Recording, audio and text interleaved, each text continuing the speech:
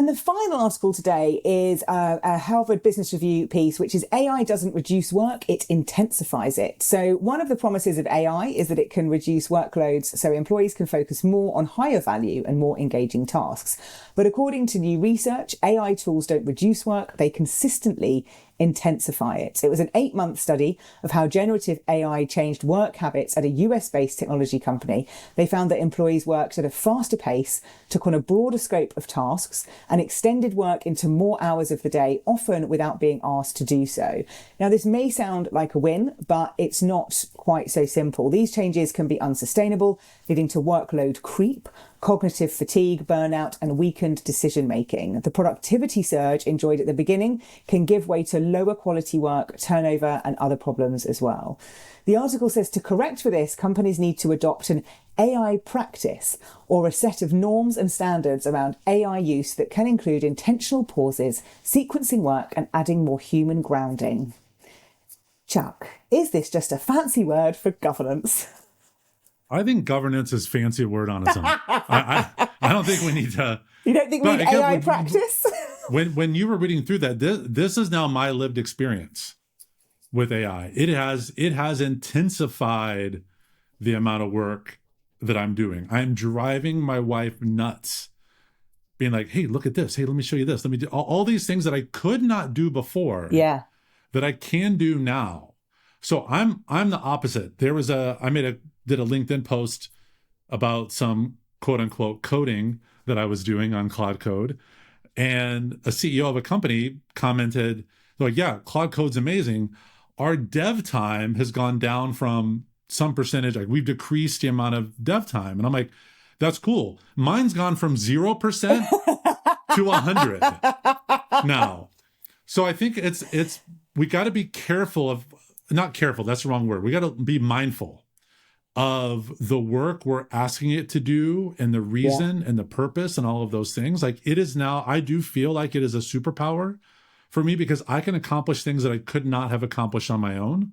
Yeah. So it's intensified that work. But I do want to be careful of the study that they cite of this tech company. 200-person tech company over 8 months is probably not the most indicative of your average business when it comes to AI adoption, AI workload, all of that. And I'm trying to spend more time on Reddit. Mm-hmm. I don't know why. I think I miss Twitter. Okay. I was going to say. Okay. And so it's like, I'm on Reddit and I was reading, I was ended up like in this Claude thread. And I was reading this thing about how there's a lot of developers now that miss coding. They miss doing the work, but the business is saying, no, this is how we have to do it. And so there's such this rise in dissatisfaction amongst developers because this has really changed the expectations of what they do when they were really happy with what they do. But I've also seen some other takes on it where people are like, this couldn't have happened to a better audience who was so self-righteous over the last 10, 20 years that maybe they were due for a little disruption. I love that take on it. I do think that you're right. There is that intensity that comes with AI and that you can achieve so much more that you could before, that it becomes, there's just so much. And I feel that. I feel like sometimes I can just be drowning in the amount of stuff I can now do, which is horrible because it does feel quite intense. But I think that's also part of the play. And you said to me the other day, I've allocated a couple of hours to play in the week so that I can really get into it and figure stuff out. I think that's part of where we are as well. So I also wonder whether the changes that this study showed up in terms of people, doing more work, spending more hours on it, is it because part of that was them also playing with it? And, we don't know that it did end up being bad. It just says that, this could get worse. But I think people are still playing. And I think there's loads of data. We've talked about it a lot in previous episodes in terms of the percentage of people using it versus the reality of how much impact that's having and stuff like that. So I do think having time to play is really important. And I also think that you have to be purposeful with any tool, right? Like any tool you're using. If you're just going in and just doing stuff for the sake of doing stuff, whether that is email, whether that's in Canva, you know what I mean? You could waste time doing all sorts of stuff.